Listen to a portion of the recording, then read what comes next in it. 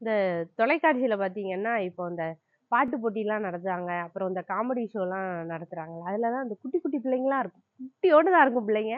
ஆனா, அழகா வந்து பாட்டு பாடுவாங்க. அழகா அந்த டயலாக்லாம் சொல்லி நடிப்பாங்க. இது எல்லாத்தையும் நம்ம குடும்பத்தோட உட்காந்து பார்த்துக்கிட்டு இருப்போம். குடும்பத்தோட உட்காந்து பார்த்துட்டு இருக்கையில நம்ம என்ன சொல்லுவோம்? நம்ம வீட்ல உள்ள குழந்தைங்கட்ட, "அங்க பாத்தியா? அந்த பையன் எப்படி படிக்கான் பாத்தியா? அவனுக்கும் உன் வயசு தான் இருக்கும். அவன் அங்க போய் படிச்சுட்டு இருக்கான். நீ என்ன செஞ்சுக்கிட்டு இருக்க பாத்தியான்னு" பிள்ளைகள திட்டுவோம். எல்லாருக்கும் இருக்க ஆசை தான். பிள்ளைக வந்து நல்லா வளரணும் அப்படின்னு. நம்ம நீ இத சரியா செய்யி, நீ இத அழகா செய்யின்னு சொல்றத விட, அவன பத்தியா அப்படின்னு தான் அதிகமா பிள்ளைகட்ட பேசியிருப்போம். அது ரொம்ப தப்பு. ஏன் தப்புன்னு சொல்றேன்னா, அது என்ன மாதிரியான விளைவுகள குழந்தைகட்ட ஏற்படுத்தும் அப்படின்னு நம்மளால யூகிக்கவே முடியாது. நம்ம குழந்தைக நல்லா வளரணும், நல்லபடியா வளரணும் அப்படின்னா ஒண்ணே ஒண்ணு செய்யுங்க. ஒருத்தர் அழகா ஒரு விஷயம் செய்றாங்களா? ரொம்ப நேர்த்தியா ஒரு விஷயம் செய்றாங்களா? உங்க குழந்தைங்களுக்கு அது மாரி செய்யணும்னு கத்துக் குடுக்க வேண்டாம். அத பாராட்ட கத்துக் குடுங்க போதும். எப்ப குழந்தை பாராட்ட கத்துக்கிடுச்சோ, அதுக்கப்புறம் அதுவே அத மாரி செய்ய முற்படும்.